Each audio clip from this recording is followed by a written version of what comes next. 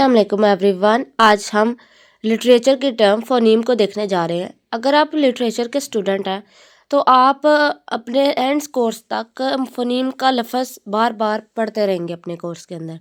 तो आज हम ये छोटी सी शॉर्ट वीडियो में फ़ोनीम के टॉपिक को कवर करते हैं। इसमें ये जो वीडियो होगी आपके लिए बहुत इंफॉर्मेटिव होगी। तो चलिए शुरू करते हैं। फ़ोनीम फ़ोनीम जो है ना, स्मॉलेस्ट यूनिट है साउंड का। साउंड जो है एक और टर्म इसके साथ आती है फोनेटिक्स। फोनेटिक्स के अंदर ना हम जो लफ्ज़ होते हैं ना, लेटर्स होते हैं एबीसी के, उसकी साउंड को स्टडी करते हैं। तो जो फ़ोनीम है ये स्मॉलेस्ट यूनिट ऑफ साउंड है लैंग्वेज का। और इसके अंदर जो है ना हम देखते हैं कि आवाज़ें कैसे बनती हैं और आवाज़ें कौन से लफ्ज़ की कौन सी आवाज़ निकल रही है। आपने कभी देखा हो किसी बच्चे को पढ़ाते हुए, या फिर अगर आपके घर में खुद बच्चे हैं तो आप देखेंगे कि जब हम उसको उनको पढ़ा रहे होते हैं एबीसी, तो हम स्पेसिफिक किस्म की आवाज़ें निकालते हैं। जैसे कि अगर कोई वर्ड हमने उनको समझाना है, जैसे कि कैट लफ्ज़ है तो हम उसको कहेंगे कैट, यानी कि टी की आवाज़ ट, सी की आवाज़ क और ए की अ। तो ये जो आवाज़ें होती है ना, हर लफ्ज़ की, हर लेटर की स्पेसिफिक जो आवाज़ होती है उसको फ़ोनीम कहते हैं।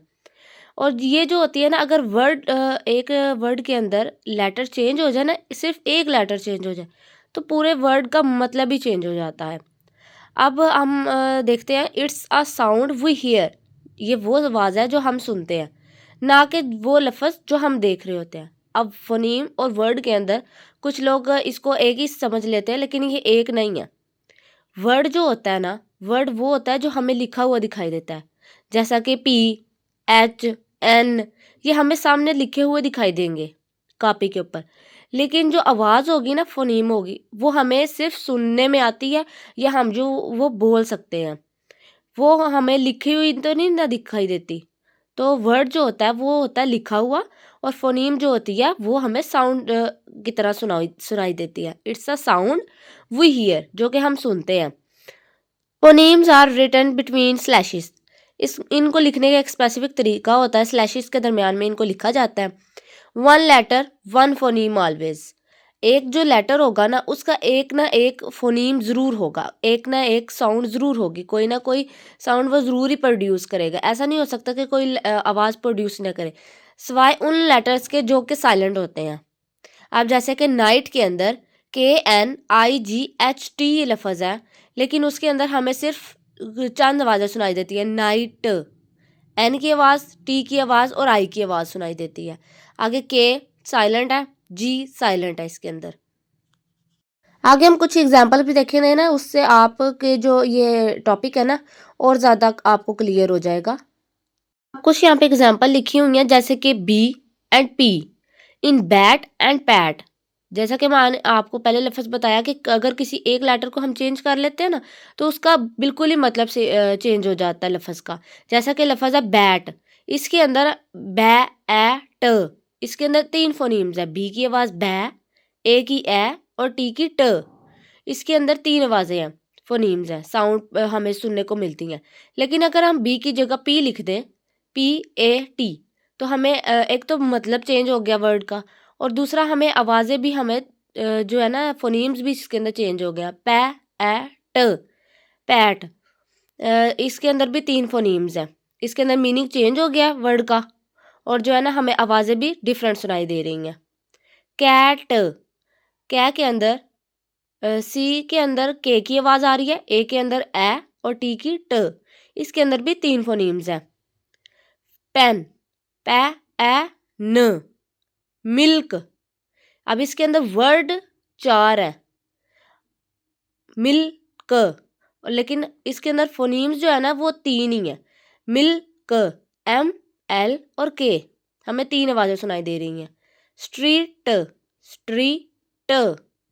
जो हमें साउंड, एक जो लेटर होगा ना, जो साउंड प्रोड्यूस करेगा ना, वो हमारा फोनीम होगा। जो वर्ड है वो हो सकता है एक ही लेटर वो साउंड प्रोड्यूस करे, हो सकता है दो प्रोड्यूस करे।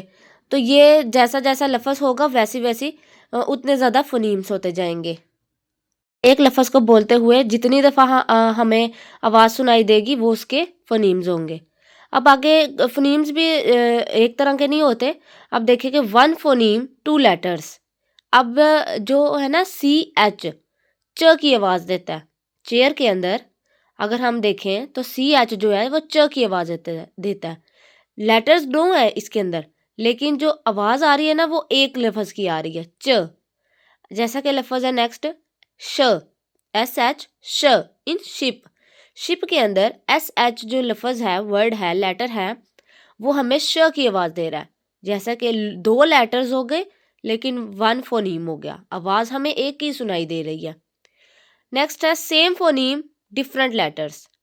लेटर्स डिफरेंट है, मुख्तलिफ ABC के लेटर्स लिखे होंगे, वर्ड लिखे होंगे, लेकिन जो आवाज़ है ना वो सेम दे रहे होंगे। जैसा कि फ़ोन, फ़ोन के अंदर F की आवाज़ आ रही है, हालांकि इन वर्ड के अंदर F तो कहीं पे भी नहीं है, लेकिन जो PH है ना वो F की आवाज़ दे रहा है। नेक्स्ट वर्ड है फन। फन, F जो है वो F की आवाज़ दे रहा है, फ की आवाज़ दे रहा है, लेकिन इसके अंदर हमने ये देखा कि लेटर्स तो डिफरेंट हैं लेकिन सेम आवाज़ दे रहा है। तो ज़रूरी नहीं है कि जो लफ्ज़ लिखा होगा वो उसी की साउंड प्रोड्यूस होगी। अगर 2 लफ्ज़ सेम भी लिखे हुए हैं तो हो सकता है कि उसकी आवाज़ डिफरेंट प्रोड्यूस हो। नेक्स्ट आ जाती हैं जी टाइप्स ऑफ फोनीम। फोनीम की मेनली 2 टाइप्स हैं, वावल फोनीम, कॉन्सोनेंट फोनीम।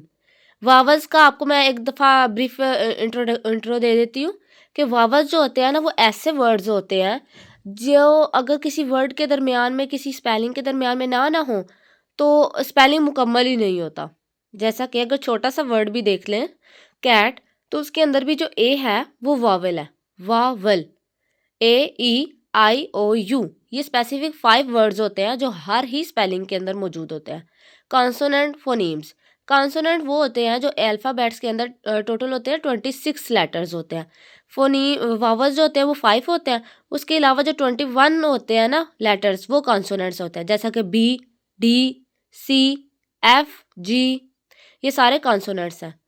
तो जो टाइप्स ऑफ फोनीम्स है ना वो 2 तरह की हैं, vowel phonemes, consonant phonemes. Sound produce without blocking air. अगर कोई लफ्ज़ है ना जो हम ऐसे बोल रहे हैं बगैर रुके हुए, जैसा कि ए एज इन कैट, कैट के अंदर लफ्ज़ के अंदर कैट, ना हम मुंह बंद कर रहे हैं ना हमारी ज़ुबान जो है वो दांतों के साथ टकरा रही है, हम बगैर एयर को ब्लॉक किए हुए ना लफ्ज़ को प्रोड्यूस कर रहे हैं। एग्जाम्पल के तौर पे EIO, ये जो वर्ड्स है ना ये सारे जो है हम बगैर जो है ना मुंह को एक दफ़ा बंद किए, लिप्स को बंद किए या ज़बान को दांतों के साथ लगाए बगैर प्रोड्यूस कर रहे हैं। दूसरी तरफ आ जाते हैं consonant phonemes. Sound produce with some blockage of air. ऐसे वर्ड्स जो तब प्रोड्यूस हो जब हमारा या तो लिप्स बंद हो या फिर जो ज़ुबान है ना हमारी वो दांतों के साथ ज़रूर लगे। जैसे कि बी के अंदर जब हम लफ्ज़ बी बोलते हैं तो हमारे जो लिप्स है ना वो आपस में एक दफ़ा टकराते हैं। टी के अंदर जो हमारी जो टंग है ना वो ज़रूर हमारे जो तालू होता है ना टीथ के ऊपर उसके साथ ज़रूर लगता है। MS, आप एक दफ़ा इसको अगर बोल के देखें तो आपको ज़्यादा अच्छे से समझ आ जाएगी। जो वावल फोनीम्स होते हैं वो ऐसे होते हैं जो ब्लॉकेज ऑफ एयर के विदाउट होते हैं, बगैर एयर को ब्लॉक किए हुए हम लफ्ज़ को बोलते हैं ना वो वावल फोनीम्स होते हैं। और जो कॉन्सोनेंट फोनीम्स होते हैं वो ये होते हैं कि जो आवाज़ हमें सुनाई देती है वो एक दफ़ा रुक के आती है। मेनली जो हम लफ्ज़ बोल रहे होते हैं ना, कोई भी वर्ड बोल रहे हैं तो उसके अंदर हमें 2 तरह की आवाज़ें सुनाई देती हैं। एक हो गई वावल फोनीम और एक होगी कॉन्सोनेंट फोनीम। जैसे कि कैट, कैट लफ्ज़ के अंदर जो C है वो कॉन्सोनेंट है, A जो है वो वावल है और T जो है वो फिर कॉन्सोनेंट है। तो अगर आप इसको अच्छे से समझना चाहते हैं तो एक दफ़ा आप बोल के देखें वर्ड को, तो इंशाल्लाह आपको समझ आ जाएगी। आई होप आप लोगों को समझ आई होगी इस टॉपिक की। अब हम मिलेंगे नेक्स्ट वीडियो में, तब तक के लिए अल्लाह हाफिज़।